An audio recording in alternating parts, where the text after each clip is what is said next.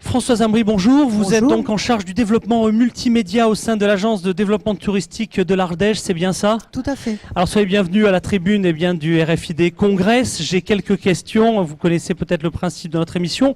3 questions. La première est toute simple. Parlez-nous de l'origine de votre projet. Pourquoi la RFID dans l'univers du tourisme?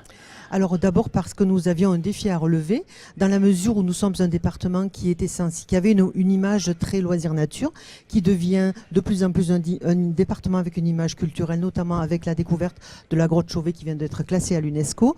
Et on avait comme objectif de faire connaître un petit peu toute cette richesse patrimoniale à l'ensemble de nos visiteurs, bien évidemment, des Ardéchois aussi, et sur l'ensemble du territoire. L'idée, c'était de couvrir tout le territoire. Faire connaître, rendre finalement le territoire, mettre de l'intelligence dans chaque pierre, dans chaque et créer vraiment une expérience touristique nouvelle, c'est un peu ça l'idée? Exactement. Alors avec plusieurs formes, d'abord des supports intelligents donc dans les offices de tourisme pour que les visiteurs aient de l'information 7 jours sur 7 et 24 heures sur 24. C'est un peu ça l'intérêt justement de la technologie RFID, enfin NFC en l'occurrence, puisque la personne qui passe devant l'office de tourisme un jour férié, le soir, a quand même des informations disponibles. Donc ça, c'était la première chose. C'était aussi éviter la fracture numérique du territoire pour que, quel que soit le lieu où on se trouve en Ardèche, on ait de l'information et la même qualité d'information partout. Donc c'était vraiment un défi, un projet de territoire, je dirais.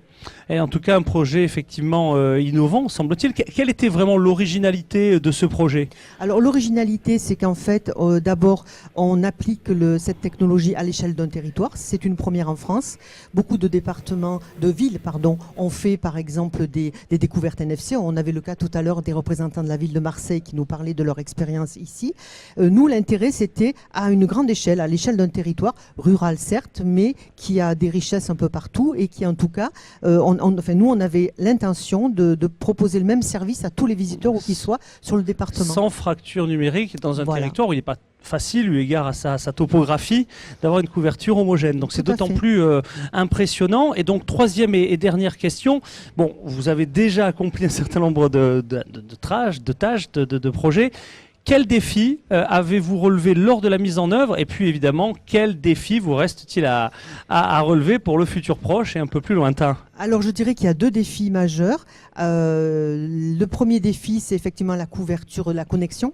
Alors on a la chance d'avoir en Ardèche un réseau de fibre optique qui est en train de se développer. On a quand même beaucoup de secteurs qui sont couverts, mais ça reste encore un peu problématique dans certains petits villages, par exemple. Donc ça, c'est le premier défi. On travaille pour ça avec nos institutionnels, avec le Conseil général, pour essayer d'améliorer cet état de fait.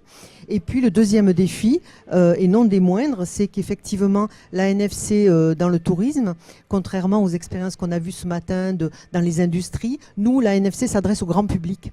Et ça, c'est le gros défi parce qu'effectivement, peu de gens connaissent encore la technologie NFC. Alors, on commence à avoir des publicités pour le paiement sans contact.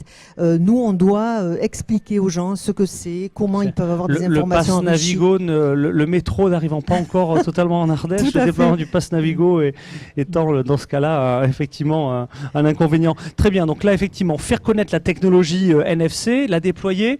Le futur, vous le voyez comment? Allez, on ferme les yeux, on se projette à 2, 3, 5 ans et on va en Ardèche. Une visite interactive? Oui, une visite interactive, c'est-à-dire qu'en fait, dans tous les lieux où on va, que ce soit chez des professionnels, alors c'est déjà le cas, on leur a donné effectivement des tags NFC un peu partout. Chez 5000 professionnels, quand même, on a développé la technologie en dehors des points d'information classiques. Donc, mais que tous les gens ils ont l'outil. Maintenant, il faut qu'ils apprennent à s'en servir et surtout qu'ils le proposent à la clientèle, parce que quand on passe son téléphone sur un tag NFC et qu'on a une vingtaine, une trentaine, une centaine de vidéos sur le territoire qui viennent enrichir l'information qu'on a déjà, par exemple, ça c'est vraiment un plus. Ouais, c'est très différenciant. Écoutez, merci pour ce retour d'expérience. Revenez quand vous voulez à la tribune du RFID Congress pour nous parler de cette magnifique application en matière de tourisme. Merci beaucoup. Françoise Ambry, la responsable du développement multimédia au sein de l'agence du développement touristique de l'Ardèche. À bientôt.